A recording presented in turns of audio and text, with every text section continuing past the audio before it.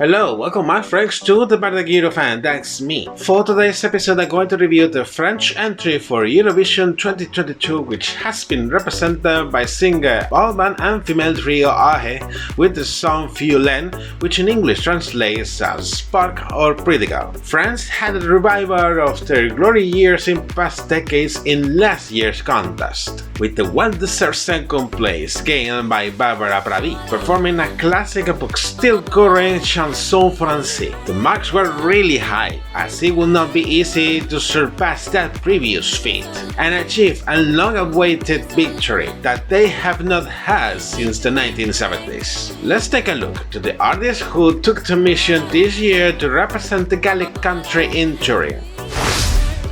Before I start, as Destiny will say, excuse my French, because it's not really good at all.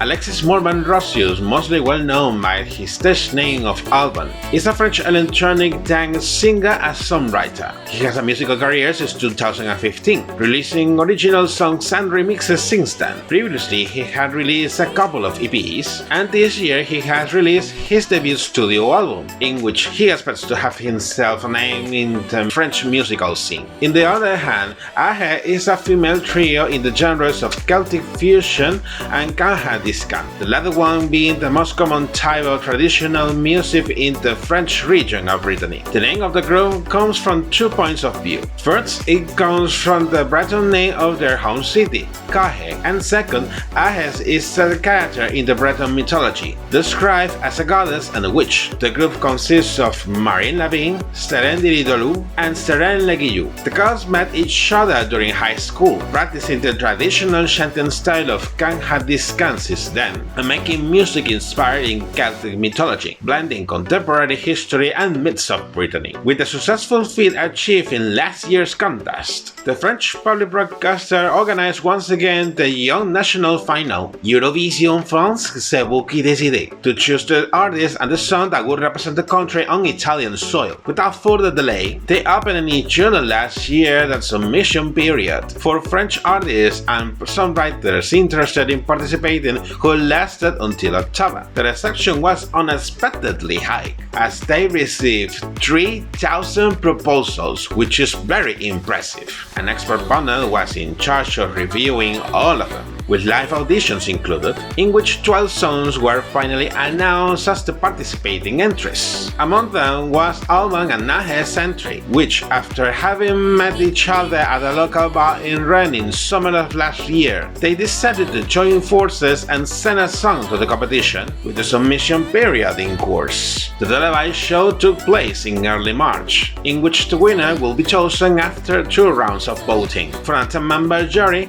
and the public. In the first round of voting, the top 5 at the public will move on to the super final, while one of the remaining finalists will be chosen for the juries as a wild card to proceed to the super final. Then, after all the performances of the 6 qualified artists to the super final, the second round of voting resolved at the combination of the points awarded for the juries and the public, ranked Alvan and Ahez as absolute favorites, winning the national final ultimately and earning the right to represent France on the main stage of Turin. This entry outstands for 2 reasons. First, it is the second time in the history of the contest that France sends an entry fully performed in Breton, being the first time 26 years ago in 1996. And second, also marks the first time in the history of the contest in which no song in French is performed among the participating entries. A contemporary track with Celtic tradition, a very interesting blend. Now here comes the analysis according to what they have presented in their official music video. It was expected it would be a Celtic electro dance song, in an attempt to blend tradition and modernity. Personally, it transmits mysticism and mystery when I hear it, as well as the voices of both Alvan and Ahez help to get involved in the story related in the song. Reading the lyrics, previously translated of course, it describes a woman in the forest, in front of a campfire in moonlight, not caring about what people could think and doing what she wants. in the way the story is related. It's assumed that it's a hidden dance which attracts spirits and demons. Then, as the lyrics are so specific, the message you can extract from it is, to say the least, a manifest of independence. In the official music video, the plot is also quite specific, expected in some way. First shots are seen with Alvan and Ahez walking by a deep forest at sunset, and just before the first chorus, the gate gets guard and happens what is exactly told in the lyrics: a woman dancing in front of a campfire. There are alternate shots of the woman and of Alvan and Ahez performing the song close to campfires too, featuring red lights many times. Towards the end of the music video, there is an image play with the double meaning of the song's title, where sparks from the campfire are seen in front of the woman who is still dancing. Making a summary of the comments, the French entry for this year is curious, but there is a feeling that the song falls short, because it does not transmit anything in special. It's a song you will dance like crazy in a moment of ecstasy, but that's it.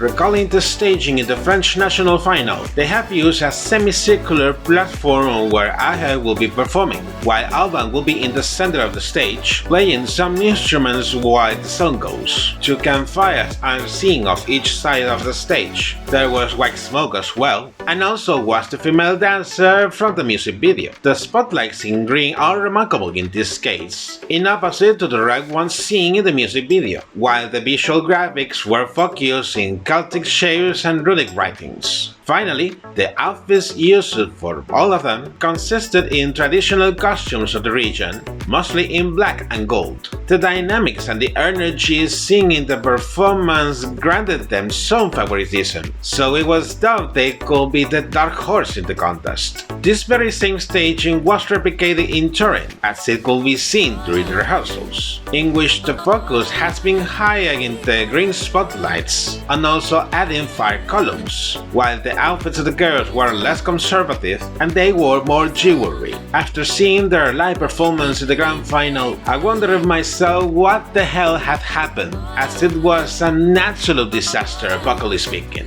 They were out of tune many times, and they were also out of rhythm a few times. It was really hard to listen to this performance, as I could not believe there were so many mistakes, and it's a pity. That was reflected of course in the final score, where they placed second to last in the final ranking. The result became a flaw with the good strain has been having in recent years, but they do not lose the motivation to keep trying in the next edition. About them, Alvan is going to be busy in the following months, promoting his recently released debut studio album. And about Ahez, it's not clear which are their next steps following their participation in their contest. Time will tell if they will move on in their musical project. And you, what do you think about the French entry for this year? As usual, leave your comments down below and let's make more discussion.